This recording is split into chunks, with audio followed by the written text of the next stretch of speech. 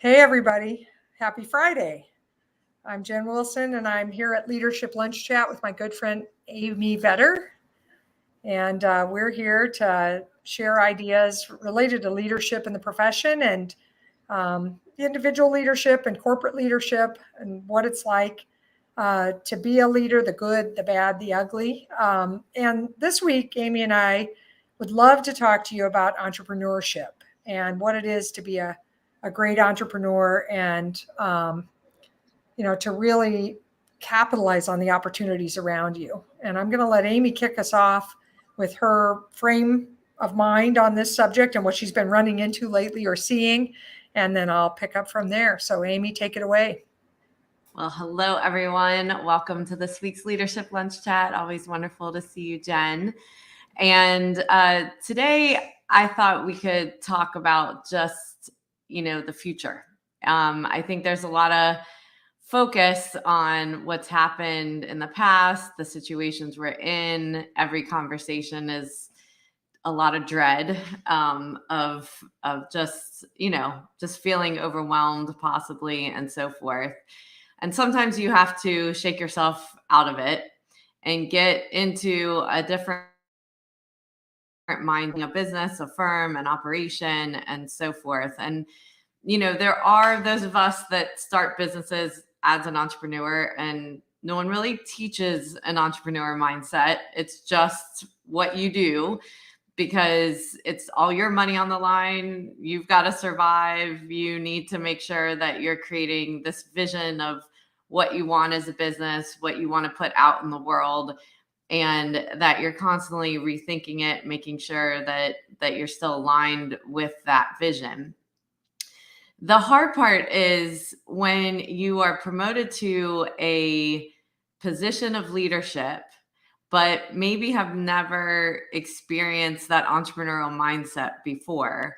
And so the leadership role is a job rather than a visionary, rather than really stepping back and thinking about what it would mean if this was your business. You had to do it all over again. You had to start all over again. How would you go out to market? How would you be a startup? How would you think differently rather than being so concerned of what's happened in the past, what's happened in COVID, what's going on today? And what I see is a lot of people getting stuck in that cycle of conversation. Yes, things have changed. And there's a lot in the world now that's a lot different than it was a couple of years ago. However, it shouldn't be what stops you from thinking about the future, for planning about the future and creating a vision of what you want that to look like. And when I talk to a lot of people, they hold themselves back because they're like, well, today I don't have the staff. I don't have this. I don't have that. But you don't even know what you're creating. You don't know what it is that vision looks like and what it would actually need. And if the resources you have could actually do that, if you reallocate resources in a different way. So what we're talking about here is like, stop holding back with excuses and more stepping into who do we want to be in the future, and then get into the how, the what, all of that once you've designed what that future looks like. But now is not the time to hold yourself back, because there is a lot of opportunity that has come out of the situations that we've been in. And there's a lot of opportunity in the future. And what we don't want to do is stay so focused in today, in the present, that we hold ourselves back from what we could be and what we could become as a firm, a business, an organization, and as a leader. Wow. All that. So let's start with, I'm hearing, part of entrepreneurship is a focus on the possibilities, not necessarily a focus on, the here and now or the current constraints or, and it is the distinction between like managing the now and envisioning the future. And most of us are not separating ourselves from the now. Right. In fact, we don't actually think we can. We're so buried in the now, so overwhelmed by the now, that we can't picture a better place or bigger opportunities or a smarter way of doing it or whatever. And a lot of us are making excuses that the volume of the now is so big that I don't have time to picture the future. And this is, of course, one of the crux issues that drives us crazy, because that means that lets people be off the hook for changing.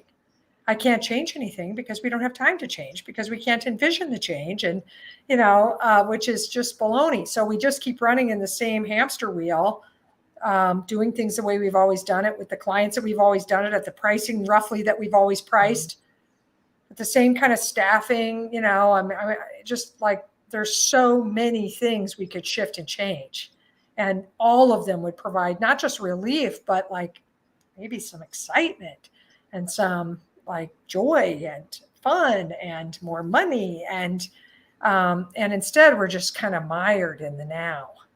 And I'm not crazy about the now. I don't, in fact, I don't like a lot of the now. And I mean that of our current business model and stuff. I don't like a bunch of it, so I can't believe that we can't see what's possible. And I know that there are some young people that might hear this recording and they might think, man, I see what's possible, but I can't get anybody around me to change. Well, I get you, but then I work with you. I coach you people. I know who you are. And I know that you're not putting together like a proposal of 3 significant changes that you want to make to your book of business or your industry group or your service line, or, the way that we are managing people. Or you have ideas, but you're not packaging them. You're not proposing them. You're not, you're not stepping back and engaging maybe with a coach to say, how can I get this done? Instead, you're letting that be one of the excuses. I'm not going to be entrepreneurial because, these traditionalists around me won't hear me. Mm-hmm. Well, I don't buy it. I think they want to see you lead, and they hope that you are the future to take the firm forward, and they need you to be entrepreneurial. They need you to step up and show that you will lead it. And if they won't support you after you really package it up and propose it, then maybe that's not the right place for you. But just saying they won't accept it, so I won't bother to refine my ideas and envision this cool plan and try to put it forward, that's sad. Yeah. And it is about bringing everyone together, to vision out what that future looks like, because the future, will be different people leading that organization or firm or wherever you work in the future, because, leadership does not always stay the same. Or even if you are an entrepreneur running a practice, how do you see that moving on after you, and possibly, or not possibly, but having that vision of what you want it to be.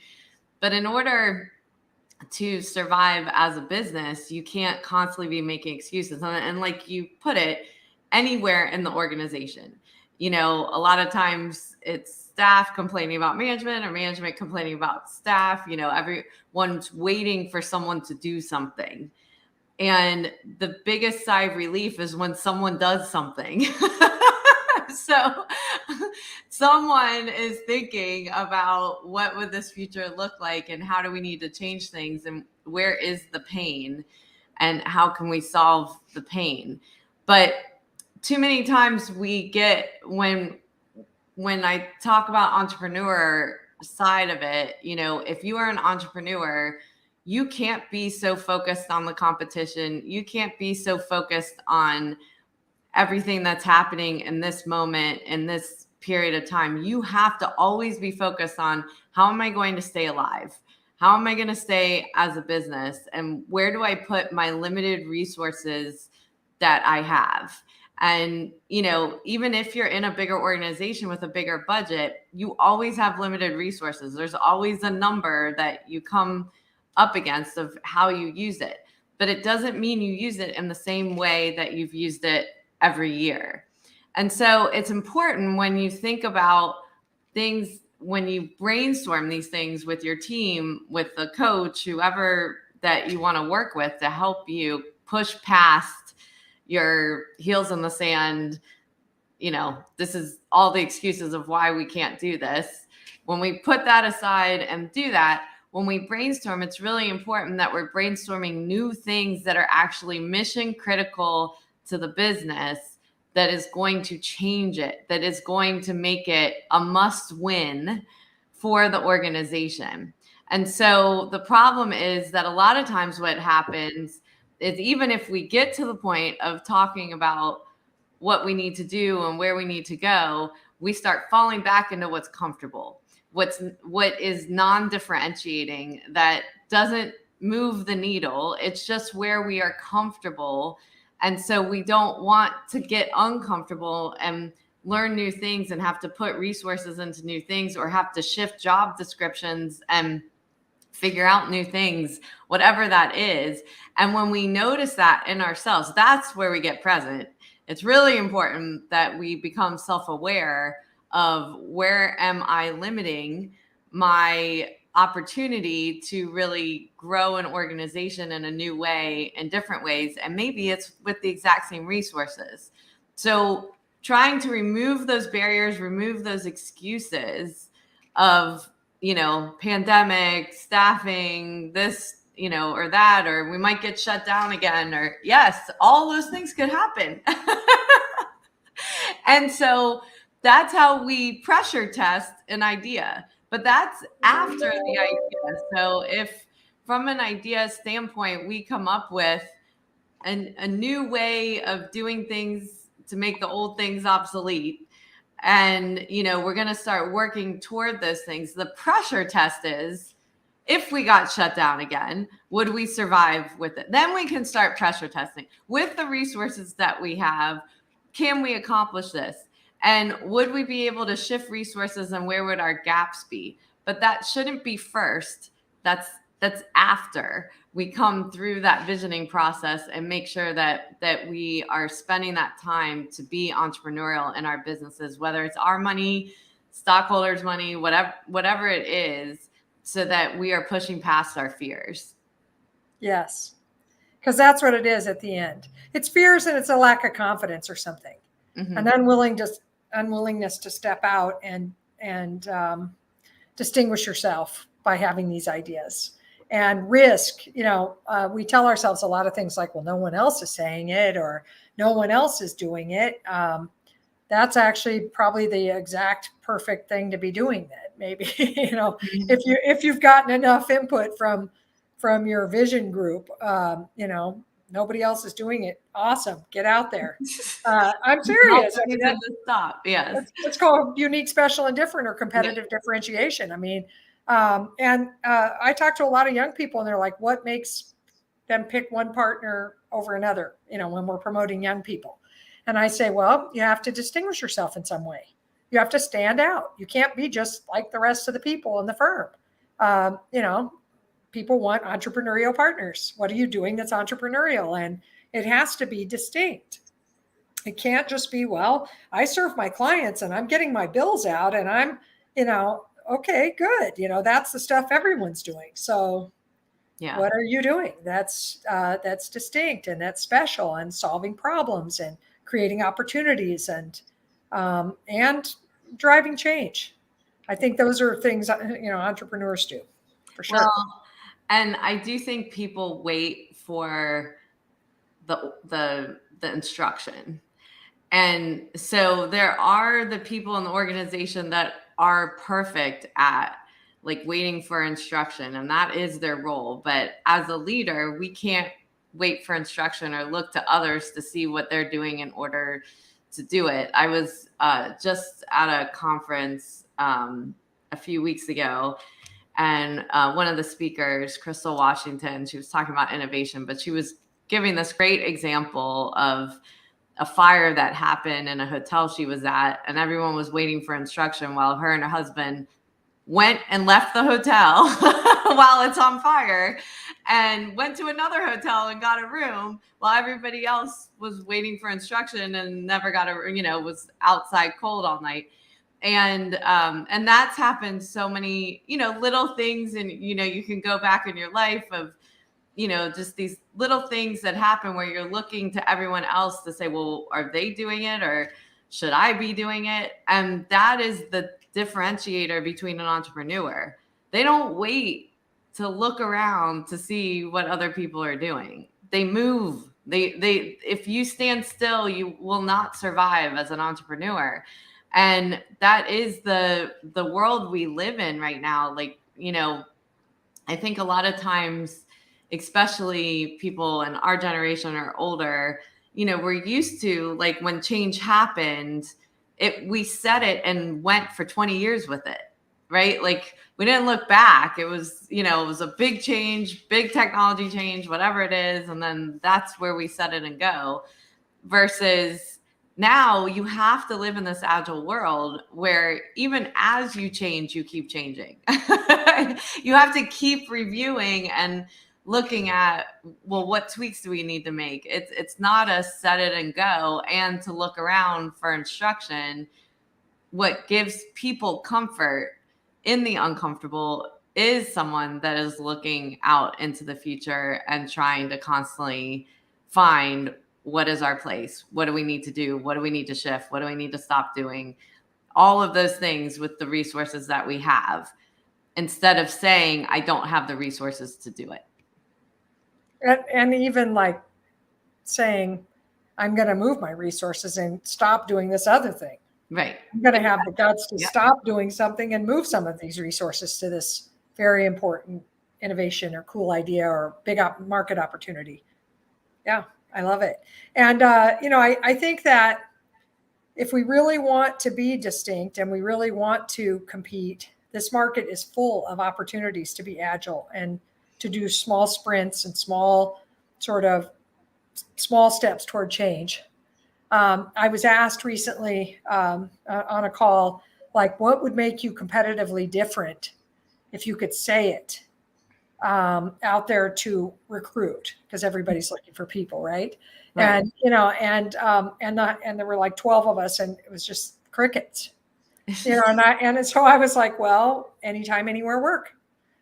You could say that, or you could say we're entrepreneurial and here's how. Or you could say, we have unlimited PTO, or you could say, we quit using timesheets.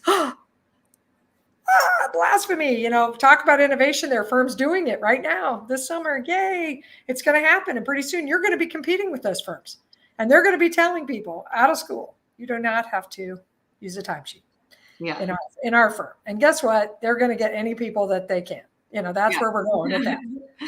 But it's like the room was sort of stuck, because they were like, well, we have a family feel, or I don't know where they were going. Yeah. Thinking like, I've got to break the mold of what we say. And that's how I'm going to break through and get, become a destination workplace. Mm-hmm. So anyway, that's entrepreneurship, willingness to just say, wait a minute, it's not going to be how we did it. And we don't have any resources sitting around waiting for to implement this. We're going to have to figure out how to bootstrap it and how to shift resources or start something with outside help or whatever. But man, we're going to capitalize. And there's so much right now in this marketplace to capitalize on. And I hope people are listening and people are out there innovating and really taking advantage, because there's a lot. Yeah. And I think a lot of times too, when we talk about, thoughts or ideas like this, people get that pressure feeling, well, that means I have to do it right now. This doesn't mean you have to do it right now. This means you have a vision for the next 3 to 5 years of where you're going to be. And it is little by little getting those things done to reach that vision. But when you go back to what differentiates you as a workplace, those are the things that differentiate you as a workplace, even if it's not completely finished.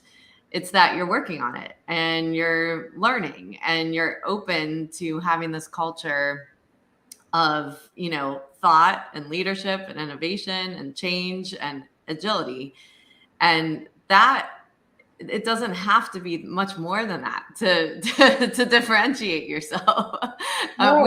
We think it has to be like all done right now, but it gives you a better vision of where you're going, and also can take some of the stress off of, just because a lot of times I hear is like, well, we've lost these 3 people that were key people. Well, sometimes that's an opportunity in a business to reset and be entrepreneurial and saying, do we need to hire the same 3 people, or would we actually hire 5 in different levels and different, we actually have different needs. Let's go back and reevaluate and make sure, just because we've always had those positions doesn't mean that that's what we need to replace. Now we have an open budget to relook at where do we go. And Yes. so, where we can find these opportunities in the situation that we're in and kind of flip the script can help us in creating what we desire in our businesses. Big time. And I was just thinking, like, one of those positions could get filled by a senior. Yeah. But it was a senior manager before. And so we're scared to put a senior in there, but man, this senior is incredible. And let's do it. And that's where I am with every client. Just come on, man. Let's try some of this stuff. Let's if it doesn't got work, nothing to lose right now.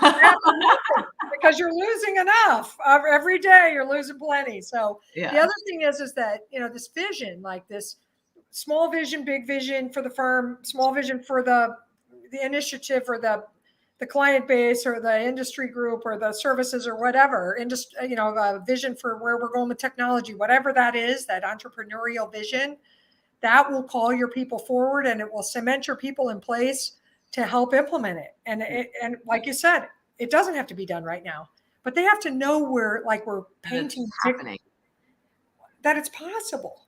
Yes. And that we're willing to engage in the conversation. That is enrolling and creates enthusiasm and inspiration. And that's what's going to drive your organization forward, those feelings. And right now, a lot of firms feel like same old Groundhog's Day and, frankly, drudgery, and acceptance of norms that don't work anymore. Yes. So please put a little bit of entrepreneurial pixie dust all over the place and encourage it. And if we can help in any way, Amy or I, hit us up in social media. Happy to share more ideas. And we really appreciate you coming today and hanging out with us on this topic.